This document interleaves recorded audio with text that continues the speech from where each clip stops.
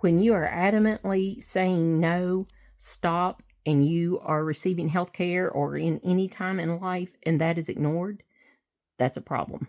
Let's get into it. I was helping a lady get an epidural in labor and delivery, and she had signed the consent for the epidural. She wanted the epidural, got started on the procedure, got the skin numbed, getting ready to place the needle, and she says, wait, just wait a second, I need a minute. And the anesthesiologist says, it'll just take us a minute, we're almost there, we're almost done. And she says, no, I need a minute. And he says, don't move, you have to hold still, don't move.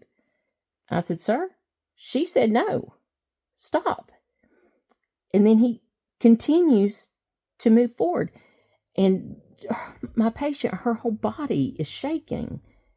And I said, sir, stop. She said no.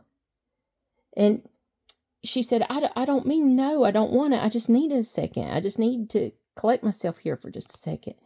And he proceeds to say, well, I have a patient in the OR waiting on me, and if you don't want the epidural, that's fine, but I don't have time to wait. I said, well, you do what you have to do, and I'll go up the chain of command till I find someone who has the time to place her epidural. And so we were in a stare-off, and he said, well, she consented to it. And I said, yes, she did.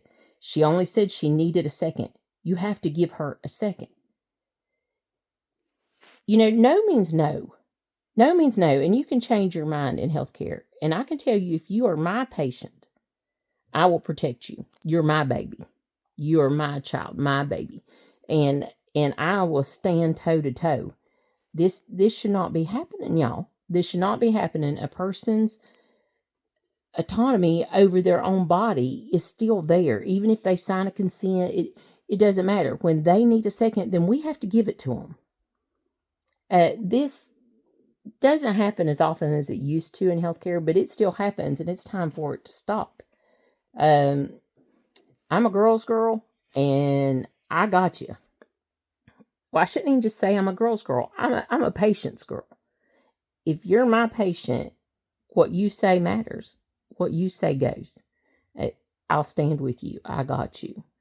So, ended up, the anesthesiologist decides that, you know, he'd be better served just to wait a minute or two, let her get her breath, get her composure back, and then proceed again. And that's what he did. And she got her epidural placed and had good pain control throughout her delivery.